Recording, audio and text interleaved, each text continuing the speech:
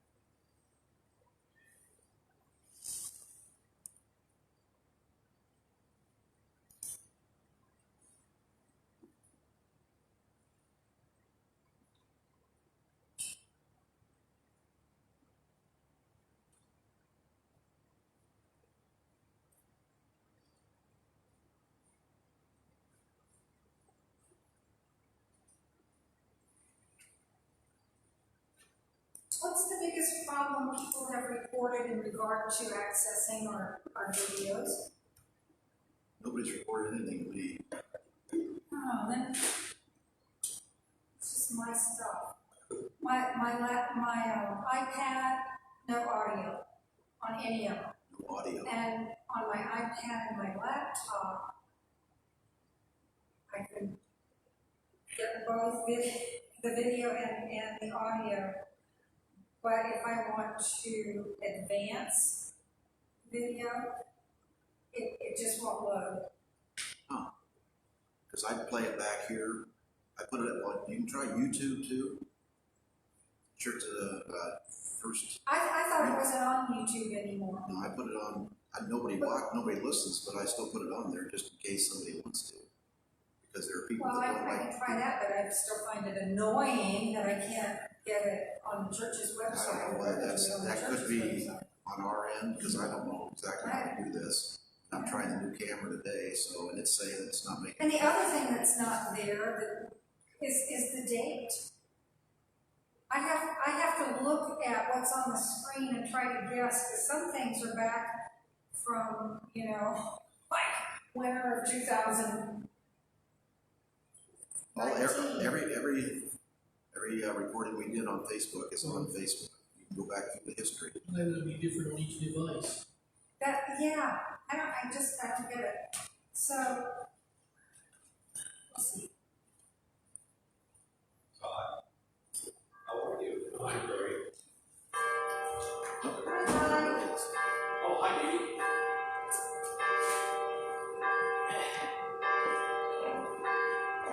We're still not doing the handout, right? No, it'll be up there. It's up there, yeah. It's broadcasting, but it says it is. So Encourages us to wear masks. Bam, if you guys are, I'm going to just go back farther away from Derek. Make sure With all my I cooties. had my shots, so when I got my shots, I stopped wearing Oh, I wear my let me- mask all the time. Yeah, let me, as a friendly One suggestion. message says you're supposed to do that, but it's such a mixed message, it's so confusing. That Where there are As a 20 friendly- people, I wear my mask. As a friendly reminder, the CDC says wear a mask all the time, no matter if you've been vaccinated or not. The new variant, Delta variant, people who are vaccinated can still carry it and spread it. So even if you're around everybody, and that's why we encourage people to wear masks here or anyplace else, but definitely if you're in a public place like Walmart or Kroger or any place like that, where there are a lot of people who say they're vaccinated but they're not, so you can't really trust what's going on. And my suggestion would be, after doing a little bit of research, is you might want to upgrade to an N95, because the old virus was a droplet spread, which just a cloth mask would intercept the droplets when people sneeze. The new variant, and the reason it's so virulent and the reason it's so easily spread is it's an aerosol, which means much finer particles, which can actually go through a cloth mask. Not all of them. I mean, wearing a cloth mask is better than nothing. But if you notice, the healthcare workers are all wearing either surgical masks or an N95, which basically stops everything down to, whatever it is, 200 microns or something, small enough to stop the aerosols. Isn't there an N94 as well?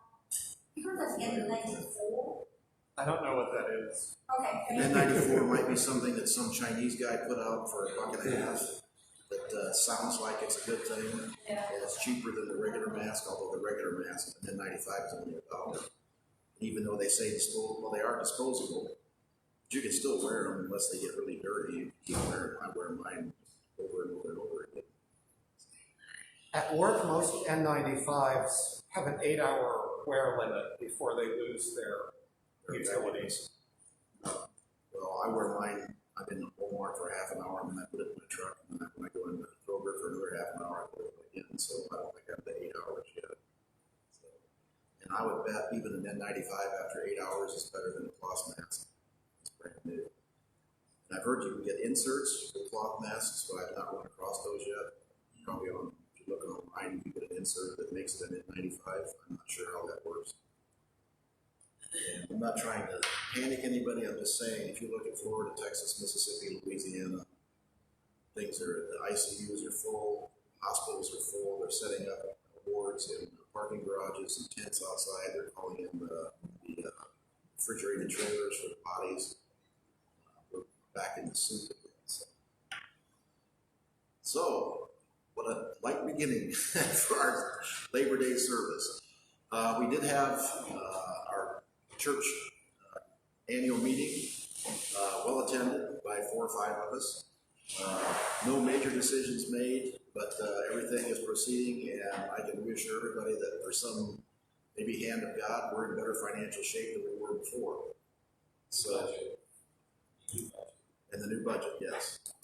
So all that, and that will be printed up and handed out here eventually. If anybody's interested, or they can call anybody or text anybody or email anybody, we'll bring them up to date.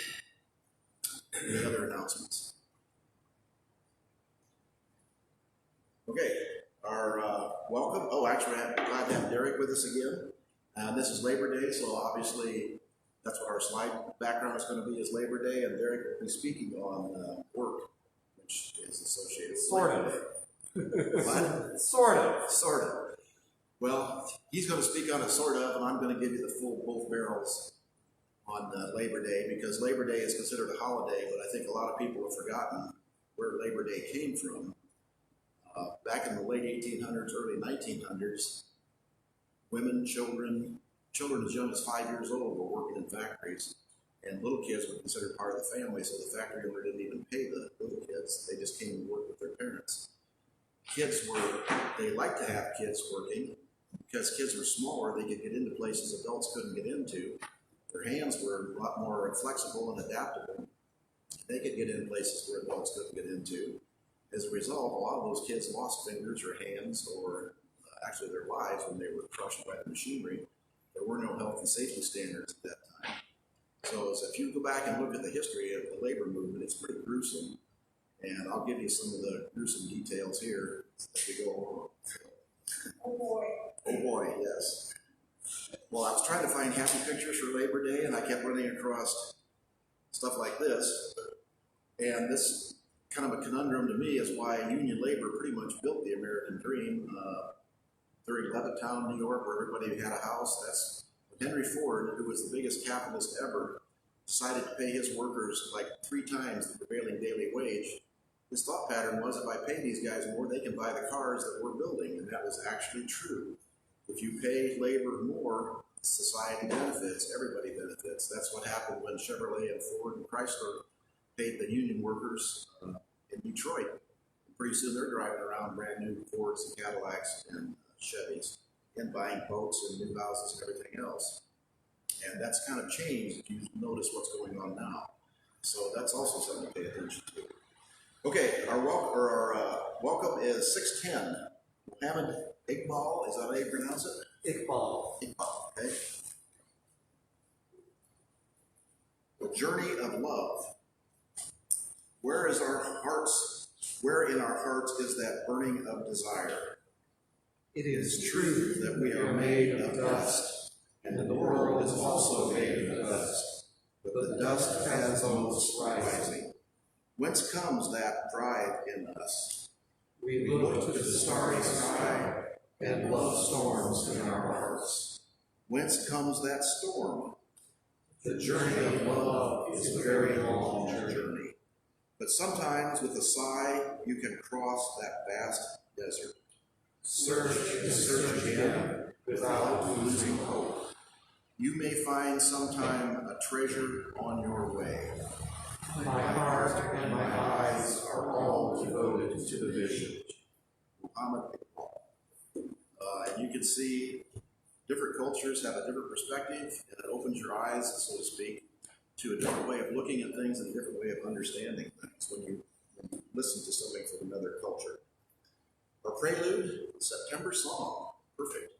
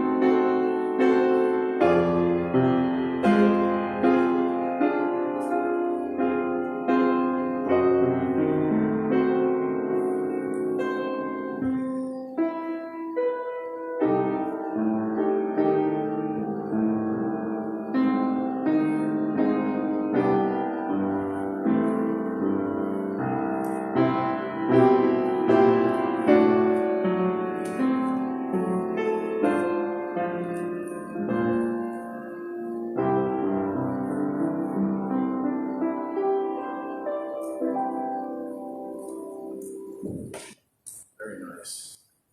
For our chalice lighting,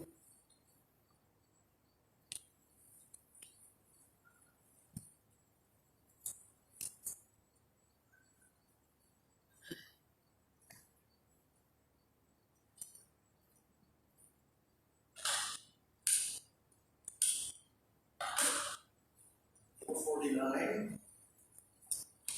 We hallow this time together by kindling the lamp of our heritage. Albert Thielander. All right. Our opening hymn is 75.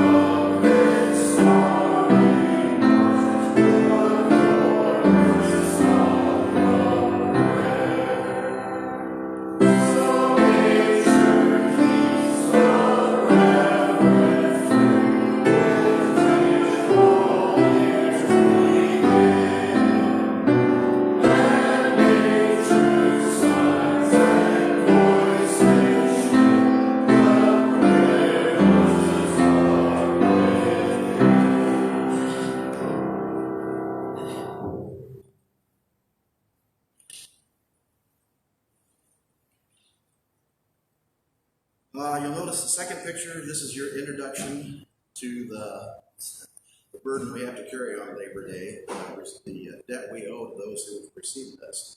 Anybody know about the Haymarket riot, the Haymarket incident in Chicago, 1887? There was a big demonstration, hundreds of labor people demonstrating for a shorter work week, a shorter hour, better working conditions, better pay. That someone threw a bomb at the police, and a bunch of people were injured. I don't know if I didn't read that any policemen were killed, but the police were pretty upset about it. So they attacked, they shot a lot of people in the crowd, but they also did a big investigation, and because most of the labor movement at that time were foreign-born immigrants in the early 1900s. You remember the immigrants we had from Eastern Europe, Italy, Germany, Czechoslovakia, places like that.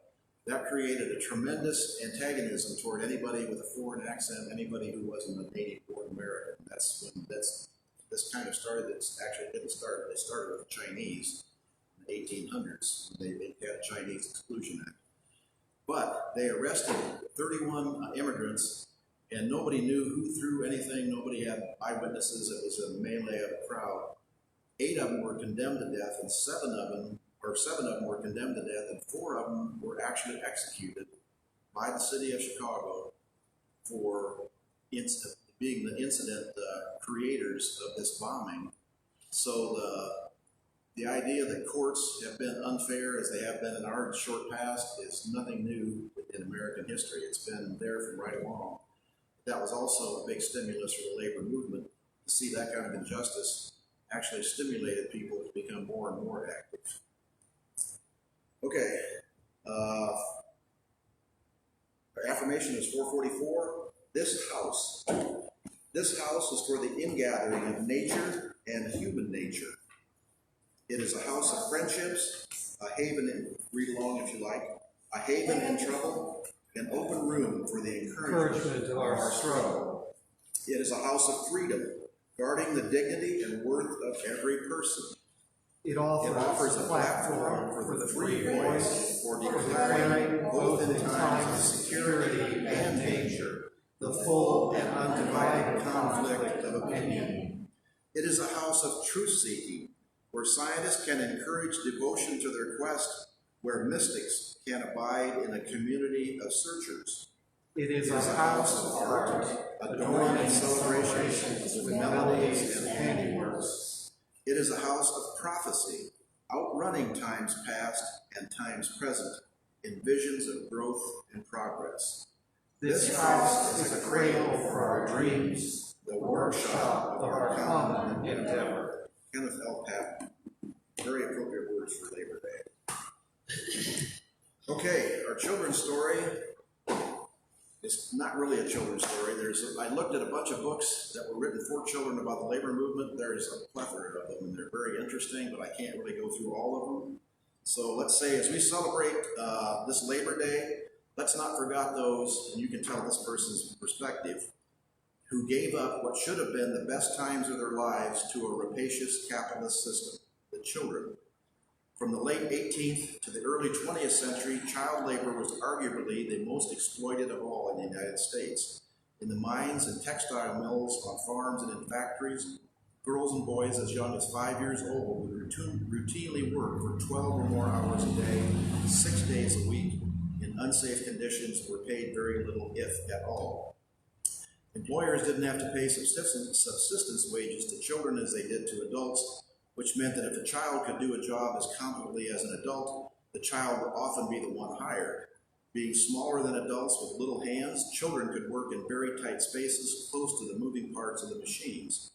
As a result, it was not unusual for a child to lose a finger or a hand, or sometimes their life in an industrial accident.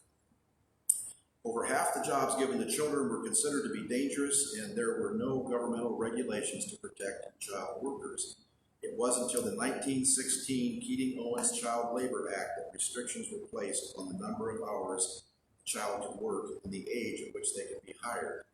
1916 is when they started to limit that, and they limited to when they could work and the number of hours they could work. They didn't say children couldn't work, they just limited the hours. And we all know how enforceable that was.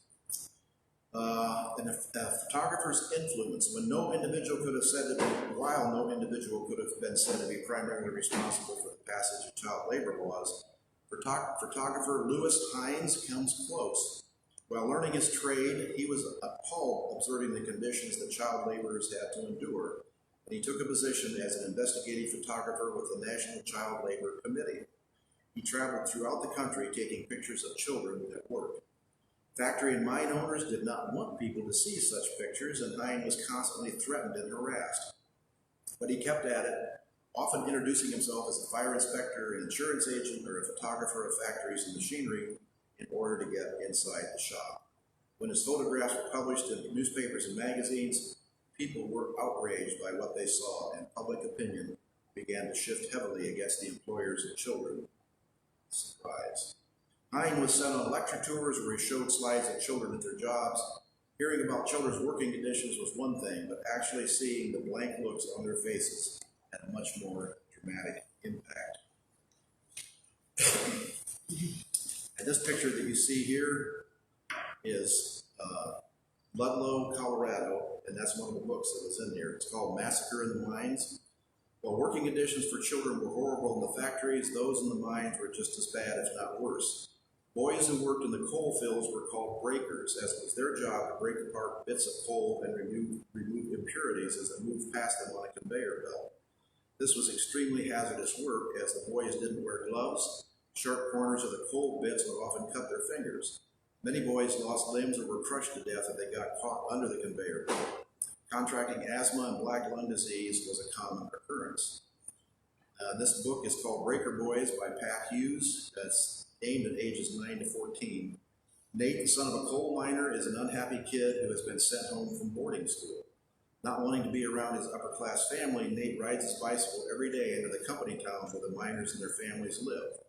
He meets a young Polish boy who is a breaker, and they develop a friendship, and due to their mutual love of baseball. Nate, of course, can't tell Johnny or any of the other breaker boys that he meets who he really is. When Nate hears that the miners are planning a march to the mine in nearby Latimer in support of the strike, he sneaks away from his family to see it. What he sees is what you see in the picture here. The sheriff and his deputies shooting at 300 to 400 unarmed peaceful marchers. When it was over, 19 miners had been killed, many of them shot in the back, and 49 more had been wounded. This was a real event, the Latimer Massacre, and it occurred September 10, 1897. In the aftermath, Nate saw that some newspapers called it a massacre, while others said it was a terrible riot by the mob. Fox News was even then. Nate knew what he saw. The novel ends with him returning to boarding school as his parents had wished. The Breaker Boys tries to be even-handed about the incident, but the reality of what happened and who was at fault was clear.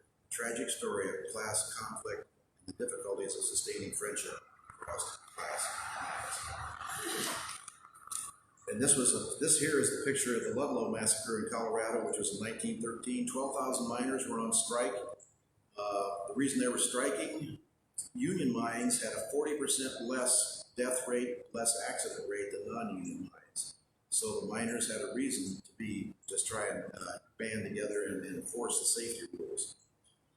The strike got violent. The sheriff, and the other thing is here, the National Guard was called in. It's the National Guard and the actual Army, the military, our U.S. Army was called in.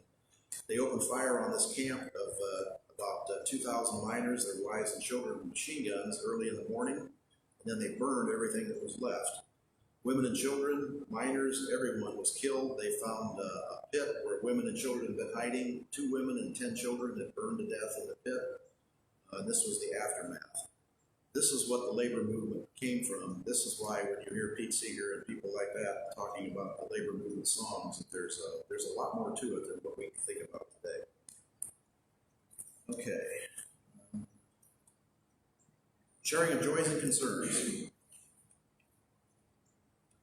I have a concern that it just seems like there's an awful lot of vicious, stupid people running around loose in the world. But on a positive note, I have joy that I'm here this morning. Is that in question? Well, now that I'm 75, it just gets harder and harder to get here. I missed 3 Sundays in a row, all issues with old people, but I guess when you have old people coming to your church, that's the problem you have. They just, some Sundays they just can't.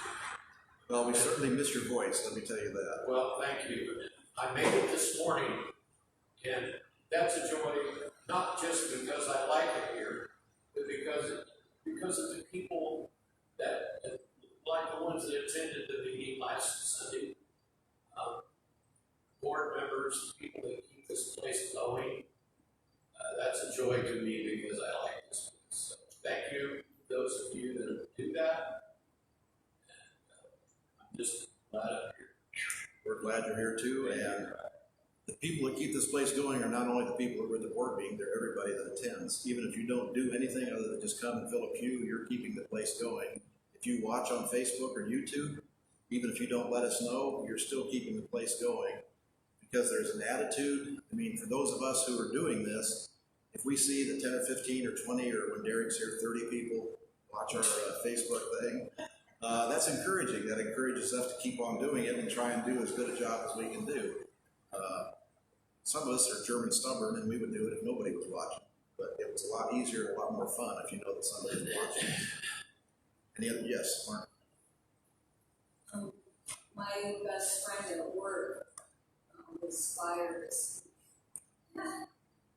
Your best friend at work was what? He was fired this week. Fired. Issues with alcohol came into play, and this all happened, last weekend. So I've reached out to him, and I'm just at a loss. I don't know how to help him. Maybe I can talk to you about it. But I want a candle lit for him so that he can move on, learn something from this and move on to something better. Encourage him. Our And friendship will still continue. to maintain your friendship without a doubt. And you're well aware of tough love. Alcoholics, drug addicts, and I've seen my share of those, and I'm dealing with some of them now. Can you loan me $20? And I asked his mother, and she said, no, he's back on heroin again, so don't give him any money. And he's always got another reason why he wants to borrow money. He's real nice and polite about it, but she knows what's going on in his life. All you can do is support people and encourage them to go to counseling, to AA or Al-Anon, whatever the course may be. Stay positive, encourage them, but don't enable it. That's the hard part. The hard part is being loving without being enabling. And I don't know anybody who has the answer to that. If you want some education on it, the show, which is now off the air, but it's all over the place in reruns, Mom. If anybody has seen, it's a CBS comedy, but everybody in that family is an alcoholic or a drug addict. And it's handled with humor, but it's also handled with veracity. I mean, they tell the truth about what happens. They borrow money, they steal money, they steal from each other, they steal from family members, then they apologize, they're sorry, they'll never do it again, and then they relapse and it happens again. So if you want to see what life is like down in the depths, I would recommend that show. Yes.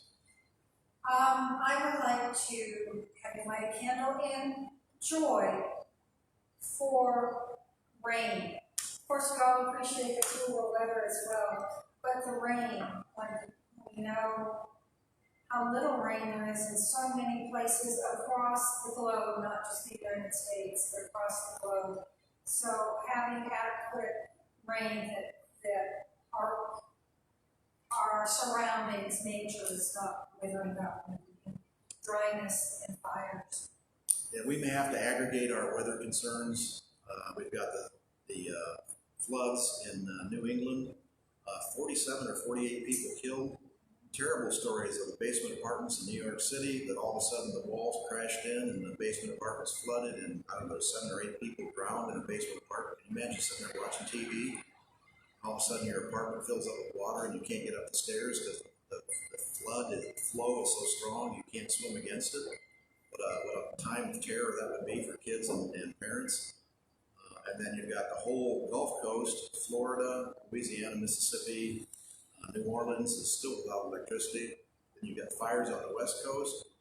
I mean, it could be, if you were a religious sort of a certain persuasion, you might think the end times are coming.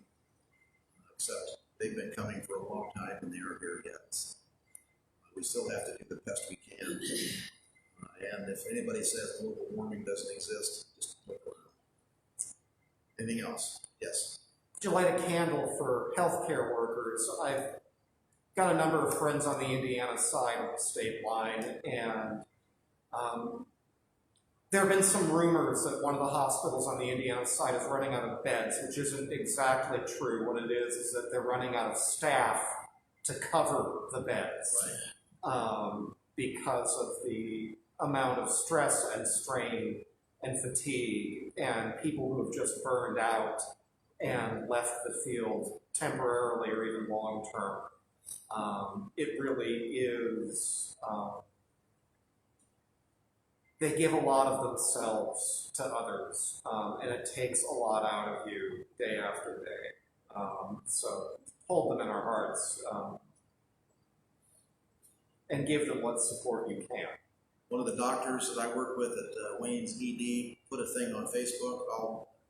If I thought about it, I'd read it today, but I'll read it tomorrow or next week, or I may put it on Facebook and I'll read it anyway. I mean, our Facebook page, and read it anyway.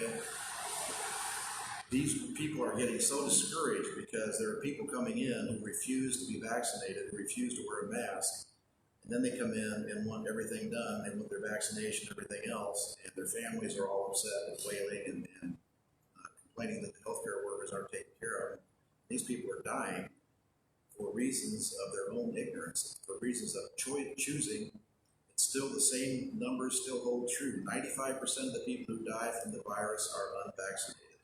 There are a few breakthroughs. There are people, and we're going to a funeral Wednesday of a person from our Pleasant Hill church who's like 84, had been vaccinated, still caught the virus, and still died. She had a lot of comorbidity problems. So it's not that it doesn't happen. When I did some research on it, on ivermectin, when you go to Google and call up ivermectin, let's say I looked at specifically for ivermectin in India, because everybody says India is giving hundreds or millions of people ivermectin and it's curing the virus 100%. There's 50 articles, all of them are right-wing, ivermectin's the magic bullet, you don't have to do anything. There's 2 articles that said in a study that was run on a scientific basis, ivermectin had no more efficacy than whatever that pill was that President Trump was pushing. Hydroxychloroquine. That also, people, that goes right along with the ivermectin. I see people on Facebook saying, I'm getting this, I'm taking the ivermectin, and I'm doing fine. You know, because something happens at the same time as something else doesn't mean the first something caused the second something.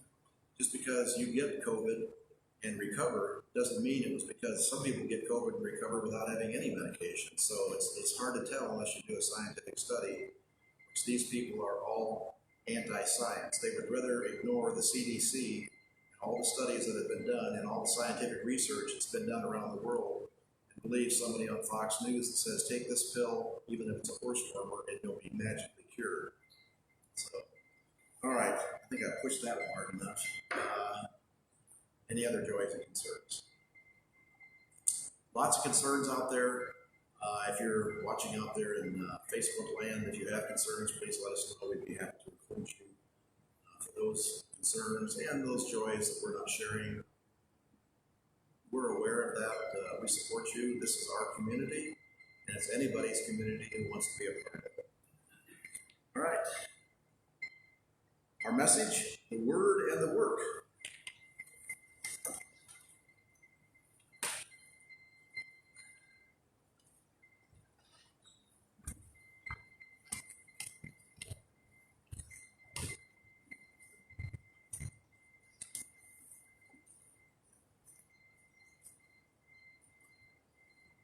Again, my thank you to the Universalist Church in El Dorado for releasing me to serve up here about once, sometimes twice a month.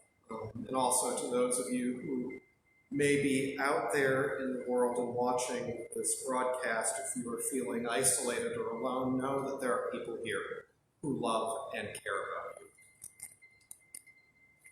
To introduce my sermon, I have a reading.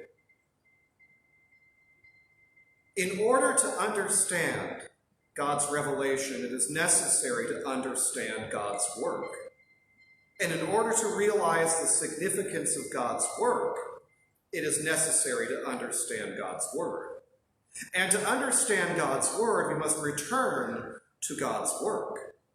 Therefore, study nature to reflect and make the best use of reason in the search for the ultimate. Acquire knowledge and scientific comprehension as part of your community life. These are the words of Mizra Bashir ud-Din Mahmud Ahmad, second caliph of the Ahmadi branch of Islam. So way back when I was in college, I traveled from Chicago to West Virginia with a friend of mine. It was spring break, and I didn't really feel like going back home to Detroit, Michigan. So I went to West Virginia for the week with one of my classmates. This friend of mine was in the physics program at the University of Chicago, and I was in the geophysics program, so we had a few classes overlapping, but he also lived in my dorm. My friend's dad was the minister to a cluster of 3 rural United Methodist churches in West Virginia. And because it was spring break, and at that time it coincided with Easter week, Easter morning meant going to all 3 churches, which was a little more than I was accustomed to.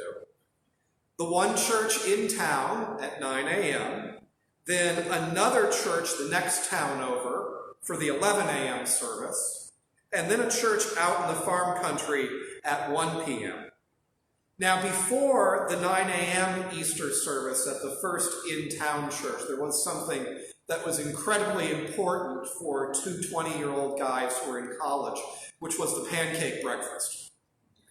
Because, we're 20 years old and perpetually hungry.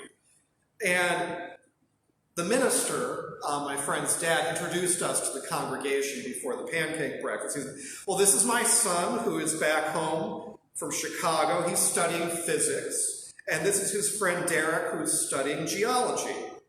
To which one member of the church responded, well, that's good, as long as they don't forget that the final measure of truth is the Bible. Now, mind you, this was not a fundamentalist church. This was a garden variety, fairly moderate, middle-of-the-road United Methodist church. But I found it really painful to be spoken to with that level of suspicion, because nobody would have spoken to me about the final biblical measure of truth if I had been introduced as somebody who was studying accounting, German, music, or sociology. But if it's science, well, then we've got to say something. Because science is the boogeyman of religion. There's a problem when any field of human thought is lifted up as the sole and supreme arbiter of what is true.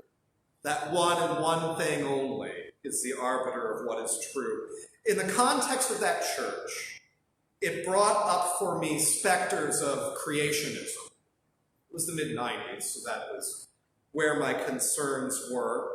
But today, those specters, raised at that church back in West Virginia, they echo in my mind as things like denial of climate change, as well as people in some communities trying to prevent their COVID infection or cure their COVID infection using drugs intended to kill parasites in horses. And by the way, the side effect of taking horse-strength doses of ivermectin is chemical poisoning that mimics hepatitis and even fatal liver failure, which is a tragic and incredibly squandering of human life and health. Now, other parts of human life don't get off the hook with me either. I am frightened by those people I've met in the scientific community who have such tunnel vision that they conduct research or engage in the creation of new technology, divorced from any effort to contemplate the ethics of their actions or what they are creating. And I've had these discussions with people who've said, well, that's not my concern. I just do the research, and what people do with this doesn't matter to me. That's up to them. They need to figure out what's right or wrong. And that's how we get things like atomic weaponry, genetic engineering, where we really haven't thought about what it means if the item is introduced into the crop field. Do the genes start migrating into other related crops? Or the Tuskegee experiments, where African-American men were experimented on medically, but they were not told what was going on to them. Some of them were intentionally infected with syphilis. And I would even add to this Facebook, which I'm not a terrible fan of, and which I think the creators of have really not thought through the ethics of this thing that they've created, since it is such a popular tool for dictators like Duterte in the Philippines, who uses it to create a fire hose of propaganda and misinformation. Or even how Facebook was used in Burma to promote genocide against the Rohingya. And Mark Zuckerberg stands back and says, well, the answer to that is just more Facebook. Ethics is important. I sometimes find that I need to get out of my box to see the world more clearly. I need to get outside of my own culture, my own context, and even my own faith.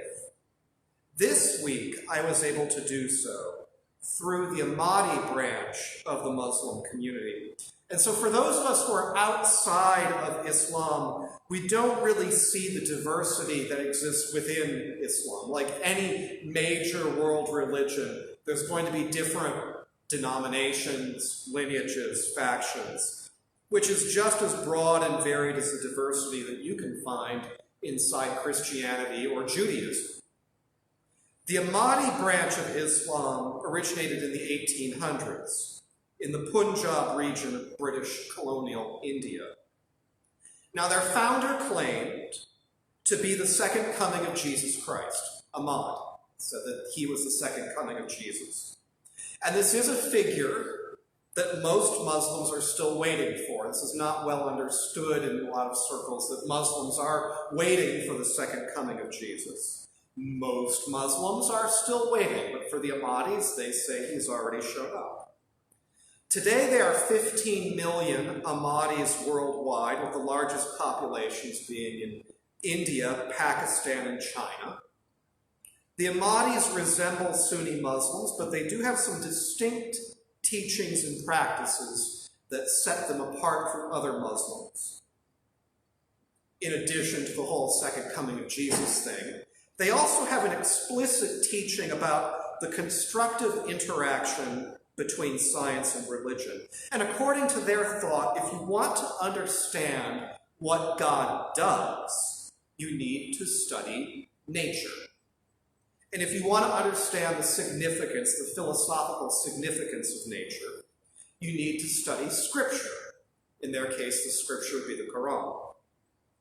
And if you want to understand Scripture, you need to go back to studying nature. And so you come full circle. The two are in perpetual dialogue. Now, some would condemn this as circular reasoning. And some fundamentalist Muslims call Ahmadis heretics for their thinking. And Ahmadis face discrimination in a number of nations, including Pakistan, where they are not legally allowed to call themselves Muslims, interestingly enough. If they do, they're charged with blasphemy. But I don't see fatally flawed logic in the connections that they are drawing between what they term the work of God and the Word of God, or in other words, between nature and Scripture. Where some see a closed loop, I see an integrated whole, that more than anything is metaphorically a kind of two-stroke engine moving a community forward. The study of nature and sacred text are kept in dialogue, so the two can drive the whole system forward, instead of sitting closed and stagnant and unmoving. Facts about nature lead people sometimes to sacred text, and sacred text inspires questions about the quality and significance of nature, including issues around ethics, beauty, the environment, respect for the human body. And the pondering of Scripture inspires those students to return to nature, and the cycle repeats over and over.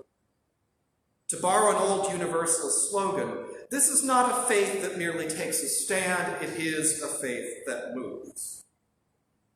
Sometimes we need to stand outside of our own box to more clearly see ourselves.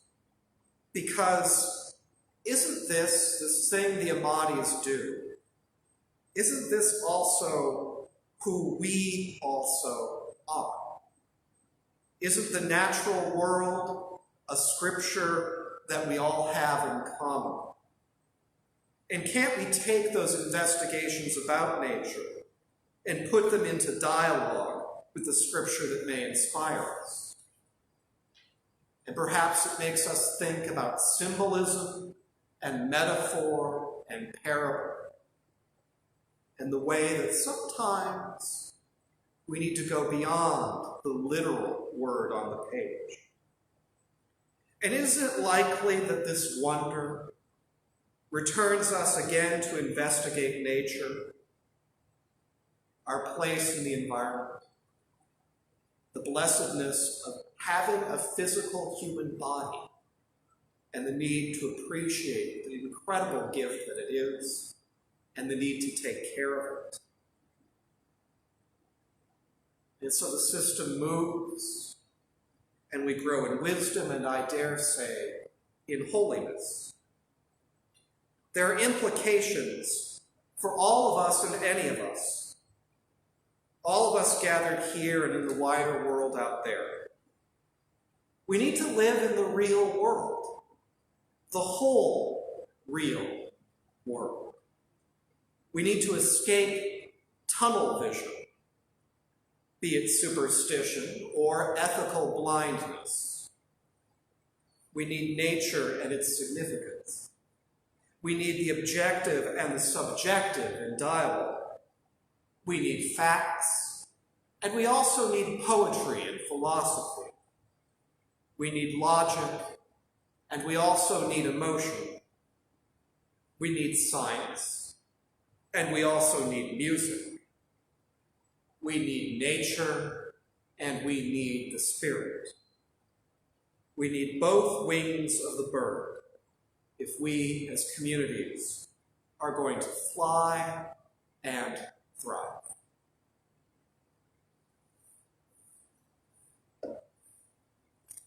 And so, we still have time for dialogue because the message is not alone the ministers. It is a conversation that we continue here on Sunday, but also in our daily lives. How do you feel inspired to continue the dialogue?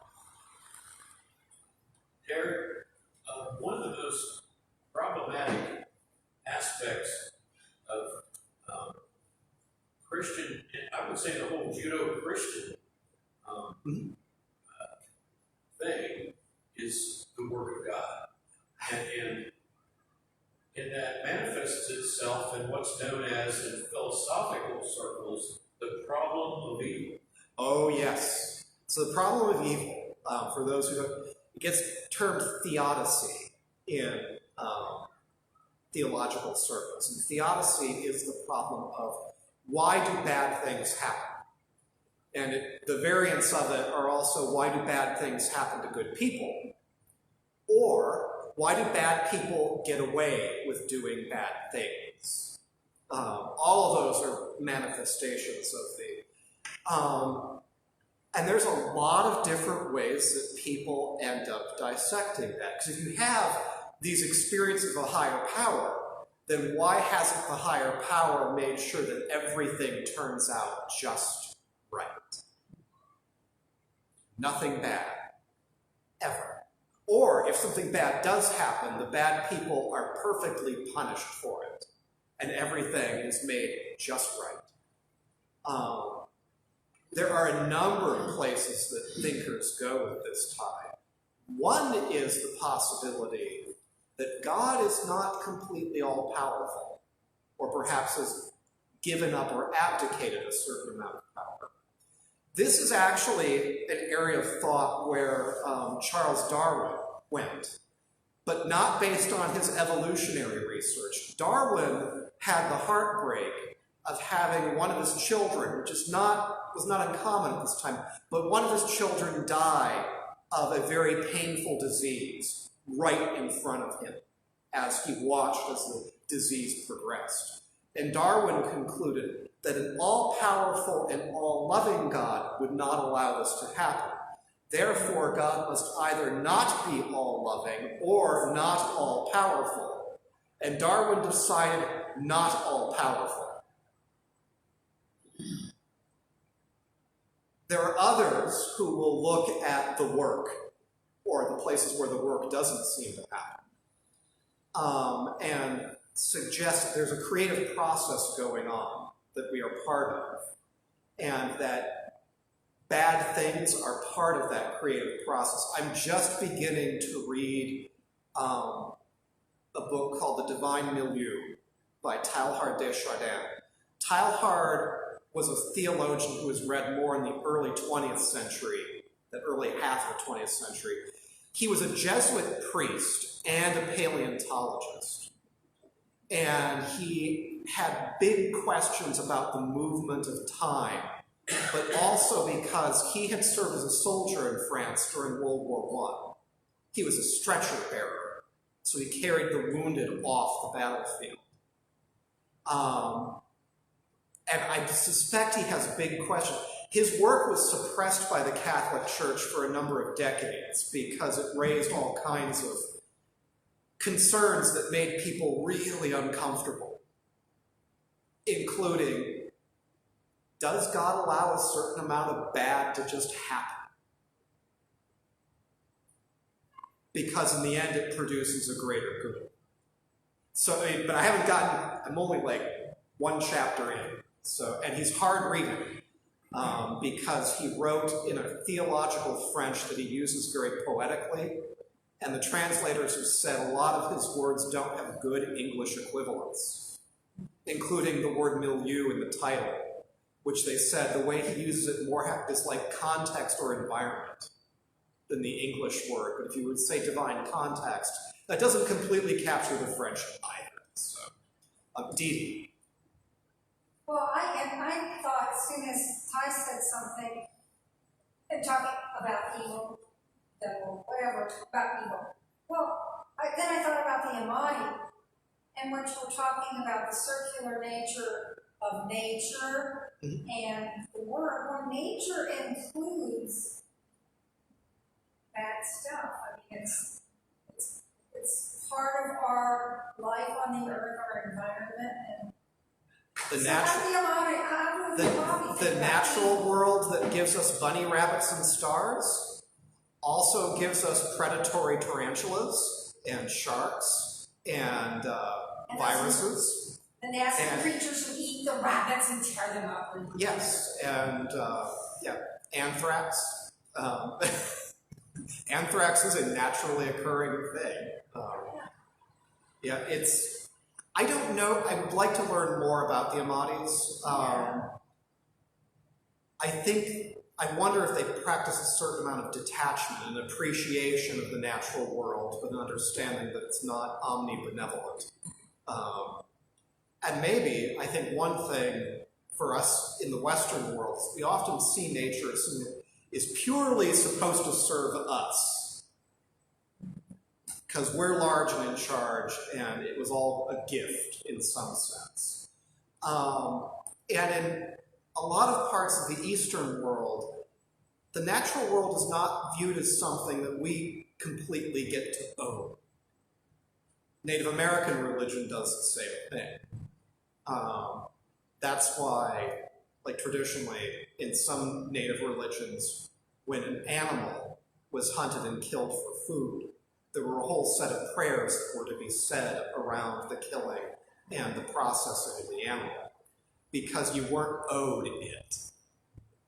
That animal was not yours. Don't you think, though, the Native American or the Eastern, or I guess the concentration on the spiritual side of it was more, because, this is my interpretation, more because they did not possess the industrial sophistication to take control of their environment and use their, because you can, in other words, if the Native Americans had been able to have the mechanized abilities that they actually gained later, would they have developed that kind of nativist religion? You know, that's interesting. That gets a, like, there's a chicken and... Repeat what So he said, like, if Native Americans or certain parts of the East had a greater industrial capacity, would they have seen themselves as having dominion over nature? And that brings up a really interesting, like, which comes first, the chicken or the egg? Is there a strand of Western theology that helps lead to industrialization? Or does the industrialization take hold of the theology and push it in a specific direction? And maybe it's sort of both. It's interesting to ponder. If you look at places where, for example, Christianity went, but that were outside of Western civilization, like Ethiopia, which is primarily a Christian nation, but industrialization was a post-World War II thing, and never really has taken root the way it has, say, in Europe, or the Americas, or Japan. It would also be interesting to talk to somebody who's looked at the history of Buddhism, to see maybe how Buddhism in Japan or Korea has evolved along the industrial timeline of those countries, and did the relationship between the faithful and the natural world change as a result of that? That's a fascinating question. You have created somebody's PhD thesis. And make the connection, too, between the Industrial Revolution and the Reformation. The Reformation presented religion as works were part of your faith. In other words, if you worked hard and accumulated wealth, you were considered to be ethically successful religiously. That's the whole Methodism, Presbyterianism, they were all based on that. Yeah, a Protestant work ethic, yes, so to speak, even though Lutherans would have said work will not save you. But a Protestant work ethic certainly helps underpin industrialization. It's interesting, though, that the Lutherans would have said good works, in other words, giving money to the poor won't save you. But they didn't say working hard and making lots of money for yourself. They didn't say that wouldn't save you. But having grown up a Lutheran, I can tell you that we were taught very strictly that on the one hand, maybe another way to put it is works won't save you, but laziness will certainly damn you.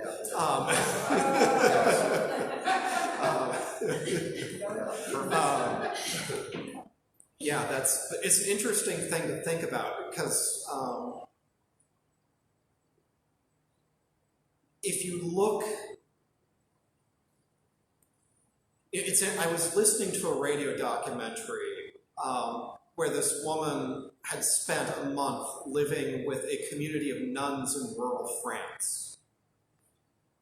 And what bowled this woman over so much, having gone from like technologically sophisticated Paris to a abbey where the nuns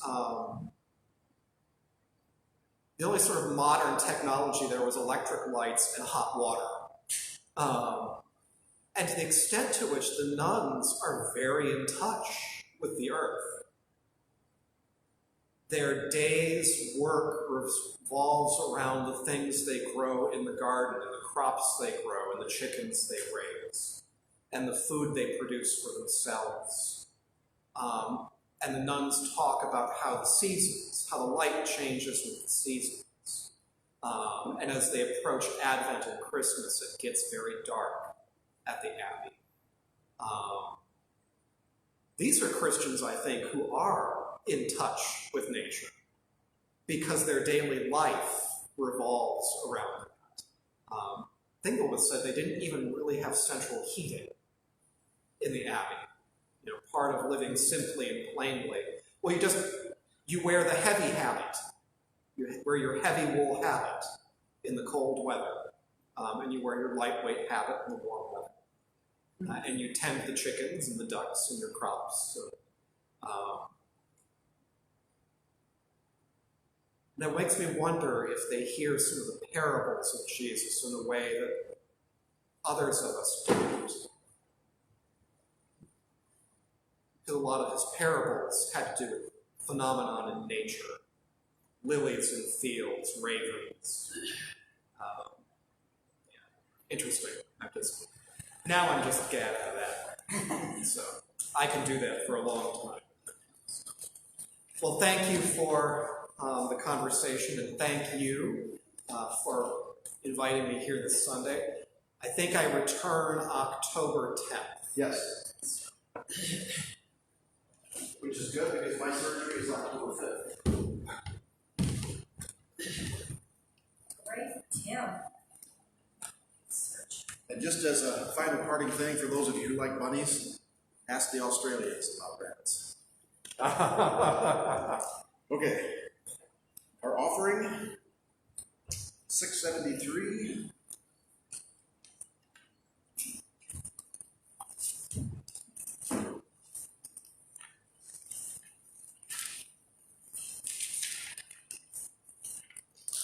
Freely we have received of gifts that minister to our needs of body and spirit. Gladly we bring to our church in its wider concerns a portion of this bounty. You're invited to put something in the plate, take something on the plate. This is the first Sunday of the month, so we're also doing fish. If you want to make a contribution, the fish dish is down there. Okay?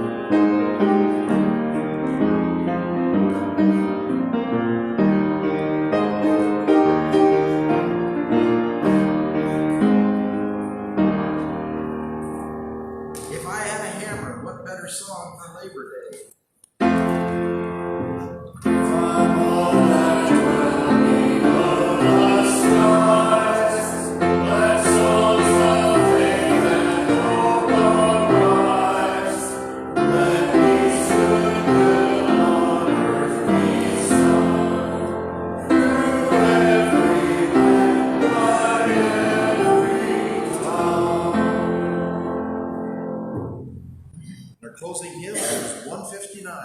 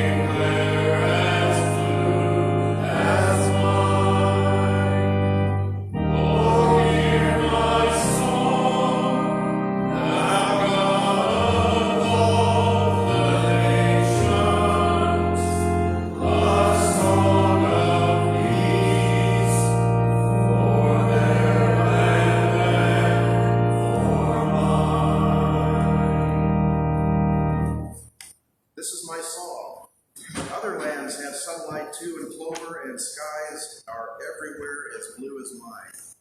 It's a universal, we are all in this together, we are all one community, even though some of us don't yet admit it.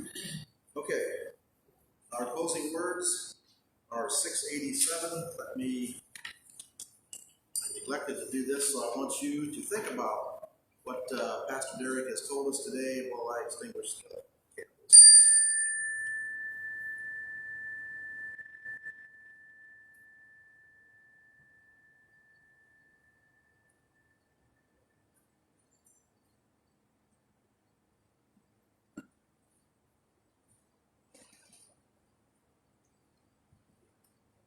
This is the Great Railroad Strike of 1877, the first national strike in the United States. It was in Virginia, Pennsylvania, Illinois, Missouri. The miners or the railroad workers were protesting the third pay cut they'd taken. The third pay cut. This was the time of the Great Depression of the 1870s, and everybody was cutting money. They weren't cutting the money the bosses got, they were cutting money that the workers got to maintain their profits. 100 people were killed in like Illinois, like 20 in one place, 30 in another, 40 in another, by National Guard troops and federal troops were called out by the governors and by the President of the United States, Theodore Roosevelt. So, I think it was Roosevelt. Grover Cleveland, I'm sorry. Federal troops were called out and shot at strikers, and these strikers were throwing rocks at the troops. They weren't shooting at them, they weren't throwing bombs, but they were throwing rocks at them. So, these things are still happening, and what I want to bring up to us as we close this Labor Day service, nobody knows who this is. This is the union spokesman for the New York Police Union, and they are protesting, as is the San Diego Police Union, as is the Chicago Police Union, mandated, because all of their governors and mayors have mandated that any city worker has to be vaccinated. These police men are protesting. They do not want to take the vaccination. So we have the contrast of the 1800s when workers banded together to become healthier, to make the employers help them be healthier. We've turned this completely on its head in the 2000s, and now the workers are banding together to stay sick. They're banding together to refuse to be healthy. What explains that? Okay. Closing words are 687.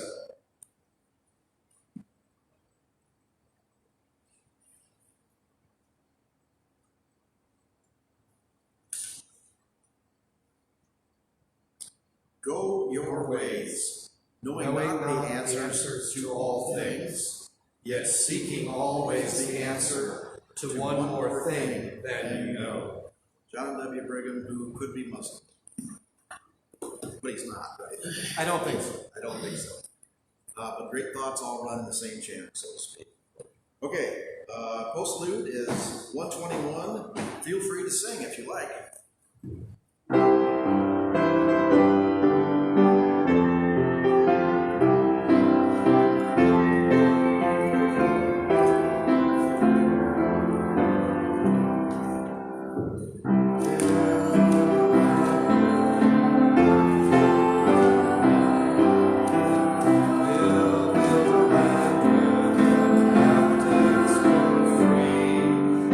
Oil of gladness.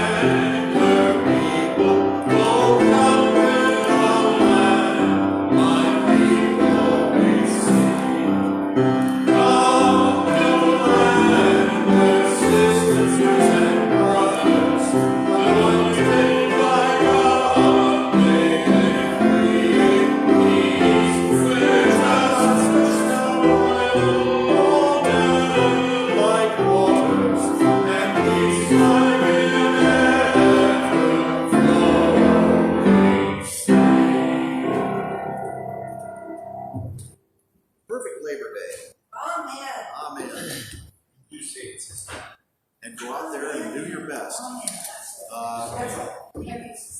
There's rolls, donuts, the lemonade. I brought a cooler this time with ice, so you can just hit the button and drop the cold water out, and you still have to mix the flavor of lemonade that you want, if you would like. Go forth, enjoy your Labor Day repast. Think about your brothers and sisters as we build a new land. That concludes our service.